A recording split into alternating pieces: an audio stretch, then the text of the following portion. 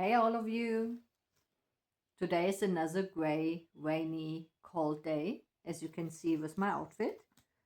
I'm sure you recognize that I wear this cardigan a lot. It's my winter folk cardigan by Jorge Locatelli, and it's probably one of my favorite knitted items I ever made.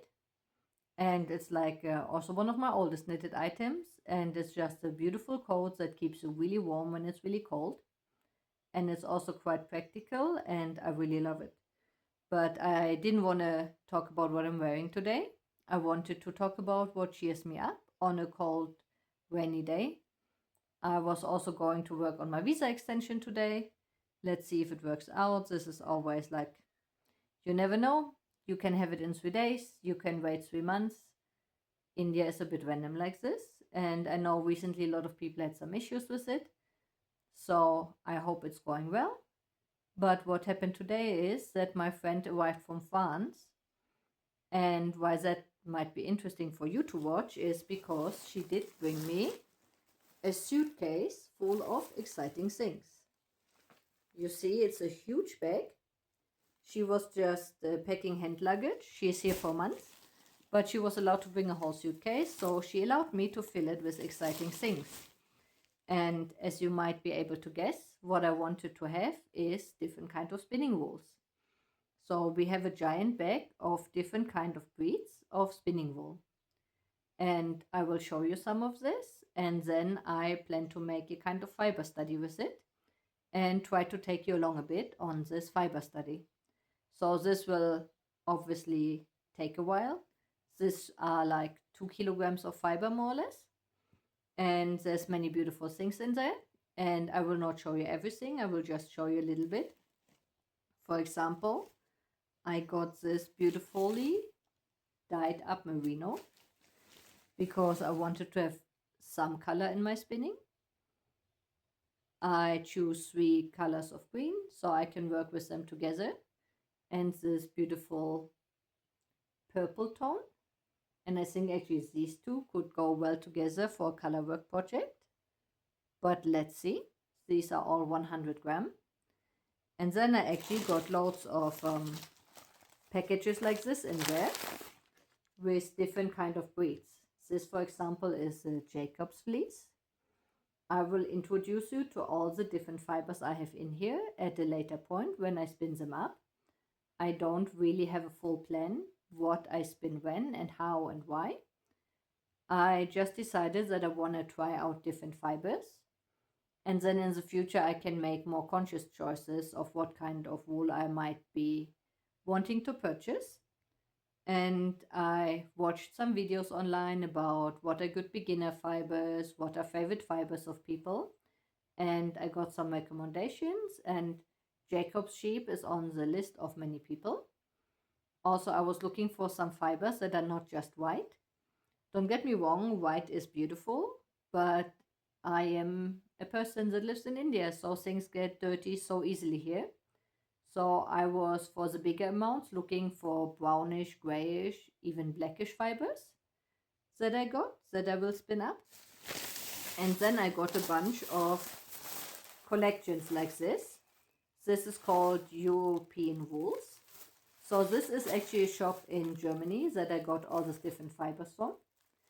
And in these packages, there's small amounts of different fibers to try out. This is South German merino white, but there's also more interesting stuff, like there's gray Norwegian wool. There's all different kind of collections.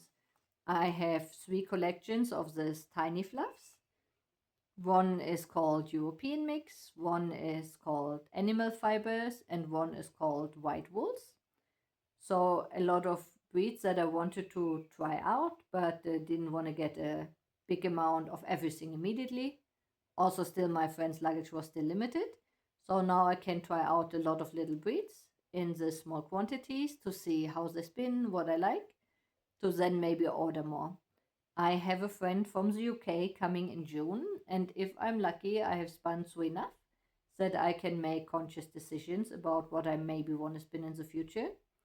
And also in the end of May, a friend comes from the US, and it's a friend that did bring me my spinning wheel. And I think about getting a small e-wheel nano for traveling. Like the EV6 one that I have is amazing, but it's not so good for transporting it around. And as you have seen already, I travel a lot. So the smaller one with a battery for traveling will be amazing. So watch out for the future. You will see a lot of spinning content soon. And I will try different kind of rules for you and give you a little report on it. Okay guys, see you soon. In today's video excursion, you are just right behind my house. You can maybe even see the house where I'm living in this video. And I just saw a bunch of goats there, as you can see as well. Often shepherds herd the sheep. Yeah, this orange one is the house that I live in. And shepherds bring their goats behind the house. I have nature on three sides of the house. So sometimes there's just as cute goats coming up. And also often in the evenings, young guys are playing cricket behind my house. And in these videos, you see both the goats and the boys playing cricket. Cricket is one of the national sports here in India. And you also see the construction site that is near to my house in the background here. Yeah, and kids play cricket everywhere, and often they play it on the road, what is not ideal because it's hard to work through while people throw balls. So I prefer it when they play in the green behind the house.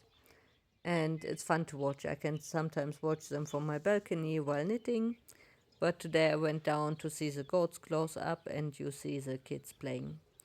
So I hope you enjoy this. And yeah, that's like everyday life here in India. I would love to be able to explain you something about cricket, but I literally have no idea about this game. I only know that the British did bring it here and that there's not so many countries where cricket is actually played. But there's World Championships, and one of the famous stadiums is actually down in Dharamsala in the main city here. And it's supposedly a really beautiful stadium, probably because it's in the mountains. And people like to come to visit the stadium for big games. So sometimes there's big events here, but I've never been to one because I'm not a sports person. I'm a knitting person and I study Buddhism, so this kind of stuff isn't so interesting for me. But yeah, you see, there's a ball and people hit it, and it seems a little bit like baseball, another sport I don't know anything about. So please forgive me to not being able to tell you anything about the sport. But people here love to play it, and especially the kids like it. It's like football in Europe.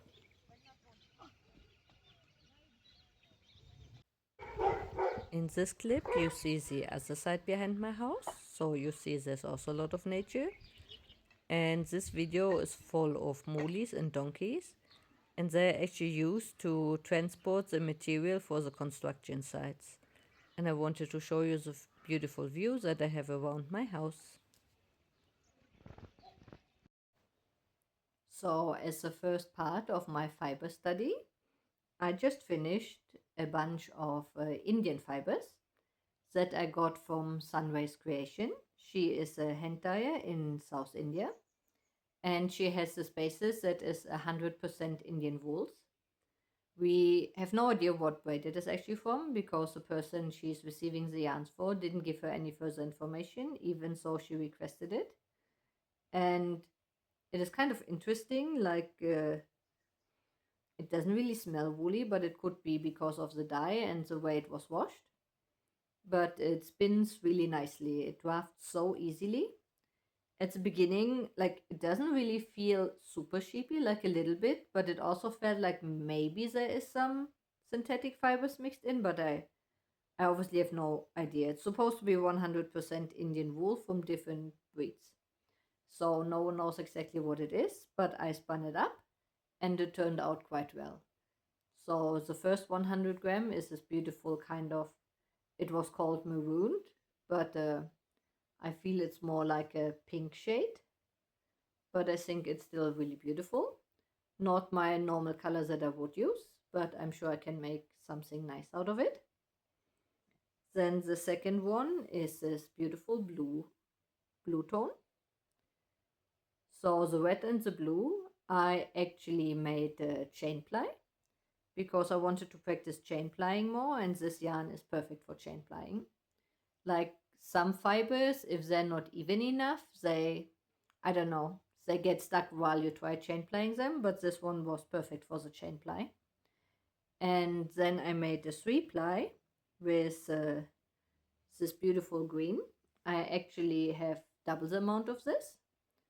This is called forest green, and I really, really love this shade. Even so, you can't see it so well in the camera, I feel. It looks a bit more bluish. On the camera, it's more green in real life.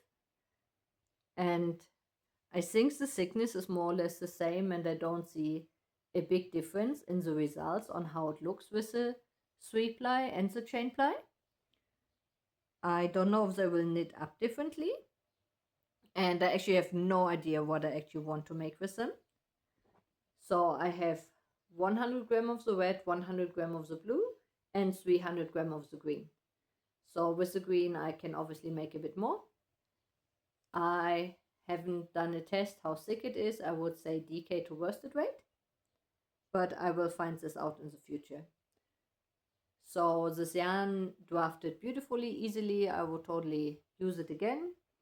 It's like not the super softest, but also not super scratchy. And we will see, maybe one of them will become a hat.